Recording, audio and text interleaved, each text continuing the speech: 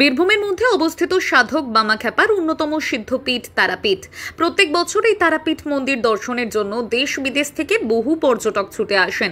বিশেষ করে ভাদ্র মাসের কৌশিকী অমাবস্যায় লক্ষ লক্ষ পর্যটক ভিড় জমান মন্দিরে। তারাপীঠের আদি দেবী মা তারা, সব দেবদেবীর ঊর্ধ্বে তিনি, তাই সকল দেবী রূপে মা তারাকে পুজো করা হয়। কখনো তিনি দুর্গা, কখনো তিনি লক্ষ্মী, কখনো তিনি সরস্বতী, আবার কখনো তিনি কালী রূপে পূজিত হয়ে থাকেন। আর সেই কারণেই এই কৌশিকী অমাবস্যায় জনজোয়ার হয়ে থাকে। প্রত্যেক বছরের মতন এই বছরও কৌশিকী অমাবস্যা পালিত হবে বীরভূমের তারাপীঠে। এই বছর কৌশিকী অমাবস্যা শুরু হচ্ছে বাংলার 15ই ভাদ্র রবিবার ভোর 5:07 থেকে 17ই ভাদ্র মঙ্গলবার সকাল 6:31 পর্যন্ত, ইংরেজির 2রা সেপ্টেম্বর। আর তার আগে কৌশিকী অমাবস্যা নিয়ে এক প্রশাসনিক বৈঠকের আয়োজন করা হয় বীরভূমের তারাপীঠের তারাপীঠ রামপুরহাট উন্নয়ন পর্ষদ প্রশাসনিক ভবনে। প্রত্যেক বছরের ন্যায় এখানে আলোচনা করা হয় কোন কোন বিষয়ে কেমন কেমন ছাড়তে হবে, তার পাশাপাশি হোটেল ভাড়া থেকে শুরু করে অটো ভাড়া কেমন থাকবে এবং কোথায় গাড়ি পার্কিং এর ব্যবস্থা করা হবে। আর এই আলোচনা সভা থেকে তারাপীঠে আগত পর্যটকদের জন্য এক নতুন এবং আকর্ষণীয় নিয়ম চালু করেছে প্রশাসন। প্রশাসনিক বৈঠকে সিদ্ধান্ত গ্রহণ করা হয় প্রত্যেক বছর 3 দিনের জন্য হোটেল বুকিং এর প্যাকেজ রাখা হয়ে থাকে। সেইখানে যে কোনো বড় হোটেলের খরচা পড়ে যায় অনেকটাই বেশি। আর মূলত মধ্যবিত্তের এত টাকার বিনিময়ে তারাপীঠে হোটেল ভাড়া করে থাকা সম্ভব হয়ে ওঠে না। আর সেই কারণেই গত 2 বছর থেকে কৌশিকী অমাবস্যায় পর্যটকদের সংখ্যা তুলনামূলকভাবে অনেকটাই কম দেখা গেছে। সেই সমস্ত বিষয় মাথায় রেখে এই বছর 3 দিনের জন্য প্যাকেজ বন্ধ রাখা হয়েছে। আপনি যদি কৌশিকী অমাবস্যার দিন এসে সেদিন রাত্রি থেকে পরের দিন সকালে ফিরে যেতে চান, তাহলে তারও ব্যবস্থা করা হয়েছে হোটেল কর্তৃপক্ষের তরফ থেকে। এর পাশাপাশি পার্কিং এর বিশেষ সুবিধা করা হয়েছে পর্যটকদের জন্য। নিরাপত্তার কথা মাথায় রেখে লাগানো থাকবে একাধিক সিসিটিভি ক্যামেরা এবং তার পাশাপাশি মোতায়েন করা হবে অতিরিক্ত পুলিশ বাহিনী। থাকবে মেডিকেল ক্যাম্প, পর্যাপ্ত জলের ব্যবস্থা থেকে শুরু করে সমস্ত রকম সুযোগ সুবিধা। তাহলে এবার তারাপীঠে এলে আর অন্যান্য বছরের মতো সমস্যায় পড়তে হবে না আপনাদের। আজকে কৌশিকী অমাবস্যা নিয়ে প্রাথমিক আলোচনা হলো।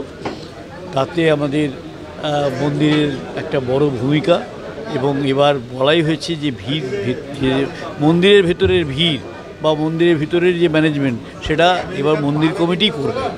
মন্দির সেবায়ত সমিতিকেই দায়িত্ব দেওয়া হয়েছে যে তারাই করবেন এবং সমস্ত বিষয়টা তারা দেখবেন। দ্বিতীয়ত হচ্ছে যে পার্কিংয়ের যে বিষয়টা, সেটা আমরা বলেছি চিলার মাঠ পর্যন্ত করতে হবে এবং আমরা প্রস্তাবগুলো রেখেছি এবং চিলার মাঠ পর্যন্ত করতে হবে। এখানে হোটেল অ্যাসোসিয়েশনকে বলা হচ্ছে কোনো প্যাকেজ, মানে যেটা রটনা আছে এটা রটনা, কিন্তু কোনো প্যাকেজ নাই। 3 দিনের প্যাকেজ নিতে হবে এই ধরনের কোনো ব্যাপার, কিন্তু হোটেল অ্যাসোসিয়েশন বলছে আমাদের কোনো প্যাকেজ নাই। এবং এখানে হোটেল অ্যাসোসিয়েশনের সভাপতিও বলেছেন, তিনি বললেন যে কোনো প্যাকেজ নাই, 1 দিনের জন্য হলে 1 দিন, 2 দিনের জন্য হলে 2 দিন, 3 দিনের জন্য হলে 3 দিন তারা থাকবেন, যে যেরকম পারবেন সেরকম নেবেন। আর একটা হোটেলের পক্ষ থেকে বলা হয়েছে একটা হেল্প ডেস্ক তৈরি করার জন্য, যে ধরা যাক একজন কেউ নেবে, কোথাও হোটেল পাচ্ছে না খুঁজে, তারা সাহায্য করবেন হোটেলটাতে যেন আসতে পারে, থাকতে পারে, সেই হোটেলের ব্যবস্থাটা তারাই করে দেবেন। দ্বিতীয়ত হচ্ছে এসডিও সাহেব আমাদের বলেছেন যে কত অন্যান্য যে কমার্শিয়াল পার্কিংগুলো আছে, সেই কমার্শিয়াল পার্কিংগুলো কতগুলো আছে, কিভাবে আছে, সেই সমস্ত লিস্টটা আগে দিয়ে দিতে হবে। এবং এরপরে আমরা আরেকবার ডিএম সাহেবকে নিয়ে আরেকবার বসবো এবং আধিকারিকদের নিয়েও বসবো। এবং আমরা তো মাসখানেক আগে বসলাম, সুতরাং এর মাঝে এই যে ফাঁক ফোকরগুলো আছে সেগুলো অন্যান্য ডিপার্টমেন্টকেও বলা হয়েছে, পিএইচই, পিডব্লিউডি, WBSDCL, সমস্ত ডিপার্টমেন্টকেই বলা হয়েছে।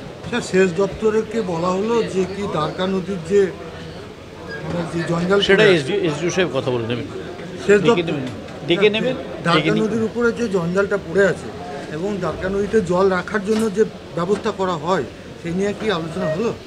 না, সে নিয়ে আলাদাভাবে কোনো আলোচনা হয়নি, কারণ এরপরে যে আমাদের তো আজকে প্রাইমারি আলোচনা হয়েছে, সেকেন্ডারি যে আলোচনাগুলো হবে সাথেগুলো আসবে। আর একটা কথা, যে এখনো পর্যন্ত তারাপীঠে কোনো পার্মানেন্ট ভ্যাট নেই, সেই ব্যাপারে কিছু আলোচনা হলো? না, এটা তো আমরা পার্মানেন্ট ভ্যাট করার জন্য তো আমরা চেষ্টা করছি, এবং পার্মানেন্ট ভ্যাট যাতে হয় সে ব্যাপারটা আমরা তো এগিয়েছি। দেখবেন তারাপীঠ ঢোকার মুখে জঞ্জালে ভর্তি হয়ে আছে, দুর্গন্ধ, সেগুলো আমরা চেষ্টা করছি যে যাতে ওগুলো ওয়াশ আউট করে দেওয়া যায়। আর ইলেকট্রিক সাপ্লাই ডিপার্টমেন্টকে বলা হয়েছে, তারা বলেছেন যে না, 1 মিনিটের জন্য যেন লাইন না যায়।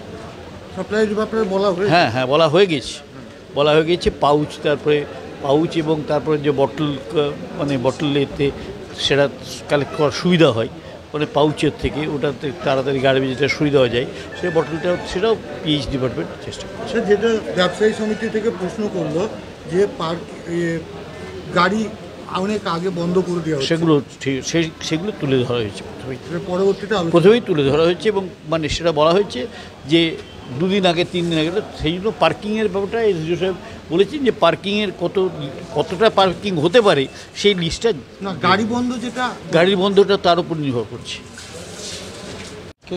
টিআরডি অফিসে তারাপীঠে আজকে কৌশিক অমাবস্যার প্রাথমিক পর্যায়ে একটা আলোচনা আসলো।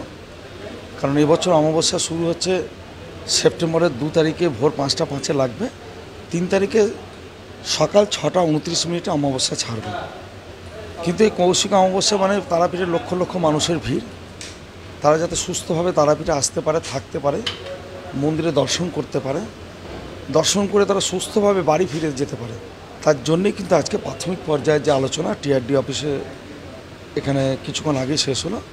সেখানে আমরা মন্দির কমিটির পাশাপাশি টিআরডির চেয়ারম্যান, ভাইস চেয়ারম্যান, এখানকার বিধায়ক সহ এখানকার ব্যবসায়ী দ্বারা হোটেল অ্যাসোসিয়েশন, আরও বিভিন্ন যারা সংগঠন আছেন, পুলিশ প্রশাসন থেকে শুরু করে প্রশাসনিক যারা কর্তা ব্যক্তি, তারা সবাই উপস্থিত ছিলেন। এবং প্রাথমিক পর্যায়ে যে আলোচনা আসলো সেটা পার্কিং থেকে মন্দিরে পুজো দেওয়া থেকে শুরু করে খাবার দোকান, হোটেলে থাকার কি ব্যবস্থা, যাতে এক কথায় মানুষ এখানে আসবে, ভক্তরা আসবে, মানে পুজো দেবে, খাওয়া দাওয়া করবে, থাকবে, বাড়ি ফিরে যাবে, তাদের যাতে কোনো অসুবিধা না হয় সেই ব্যাপারে আজকে একটা প্রাথমিক আলোচনা হলো।